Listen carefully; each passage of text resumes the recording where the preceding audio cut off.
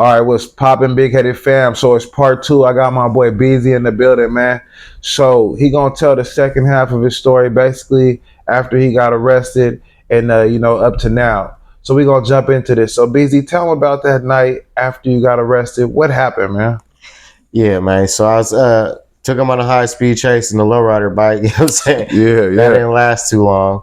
So they got me up and they got my homie I was with, and they took both of us, but we were in separate cars. And they took me to go point out all my tags around the whole city, and they're making me take the blame for everybody else's tags. So they charged me with like 200 tags on like 100 buildings. So it was like, yeah, I had to do a lot of community service. So on the way to the jail, on the way back to the jail, I was like, oh, can y'all take me on a ride on one of y'all calls? And they was like, you don't want to go on a call with us, son. And I was like, oh, shit, you right. Because I was like, damn, they probably going to whoop my ass. What? Because I was acting up. I was in there singing in the jail and shit. Like, I got locked up. Like, I was acting up. They was annoyed with me. So, but yeah, the other homie, he got to go home because I was older and shit. So I had to take the blame for everything. You know what I mean? So when you first hit the county jail, man, what was your experience? What happened?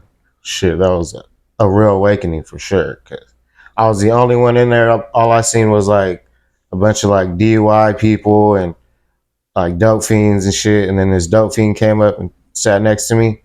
She was like, and they say the dope fiends are like the smartest ones. Like they got them knowledge and they dropped them jewels. And she's like, she pulled up to me and she's like, he said, don't sweat the petty shit, pet the sweaty shit. And I was like, huh? What is this lady talking about? And I was like, what'd you say? And she said, don't even worry about it. Don't sweat the petty shit, pet the sweaty shit. And I thought about it. I was like, this bitch is crazy. But I was like, she's right though. I ain't worried about this. So what you think she meant by that? It was like, don't worry about it. You're going to be all right. You know what I mean? Okay. This is like a wake up call. But yeah, they let me out that I got booked and released, but the cops are being so like, they took my belt, so my pants are around my ankles, and they wouldn't let me pull my pants up. So I was walking around, pants around my ankles. There was just, like you said, like being an asshole to me. I sat in the chair. They said, oh, you got to sit up straight. You can't sleep. You can't do shit. So I sat there. They gave me some sandwiches, but it was really like a real awakening because I seen a kid I went to high school with, and he was like just graduated when I was supposed to graduate. You know what I'm saying? How I told you I was behind in my class. Yeah. And I seen him and he was just barely starting to be a CO at the jail, but he didn't even recognize me. So I'm like, damn, this fool's a cop and I grew up with this fool. So I was like, yeah, I got to really try to change my life around because he could have noticed me and like, yeah, but I'm glad he didn't because that shit would have been embarrassing. You know what I mean? Yeah. But yeah, that day they let me out. I got booked and released. I was only in there for a day, so I didn't really have to, you know what I mean, get up in there with them. But I got booked and released that day. I walked out 5 in the morning, about 5 in the morning, called my pops. He came and picked me up. I was walking all the way down Matthews Road to the freeway. Yeah. He picked me up, didn't say a damn word the whole way, bro. And I was like, damn, I knew he was mad. Because he usually would say something, give me a talk or something, but you could just feel the energy. He was hot the whole way. I was like, I don't even want to say shit to him.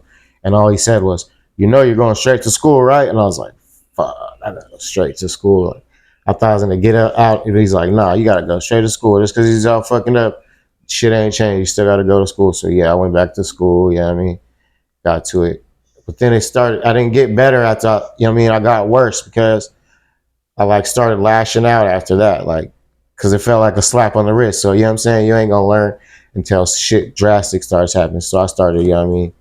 And my legs was messed up. So I started, like smoking weed and shit because I stopped taking my pills when they. So let's talk about that. So you say your legs was messed up. So yeah, when did that start happening around, and what exactly happened? Like I was telling you, around 7th and 8th grade.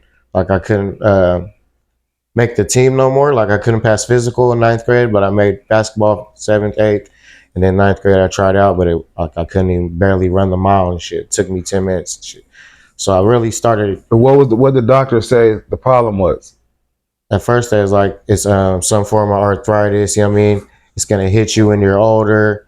So I just kept pushing on it. And as it progressed, it got worse, and it started going from joint to joint to joint. And then I started, you know what I mean? It started getting worse. I started taking Vicodins and shit. So the doctors prescribed that to you? Yeah. Okay. And they were just giving me everything under the sun after that. But yeah, I just got started getting more deeper and deeper into the streets. You know what I mean? Really wasn't looking good after that.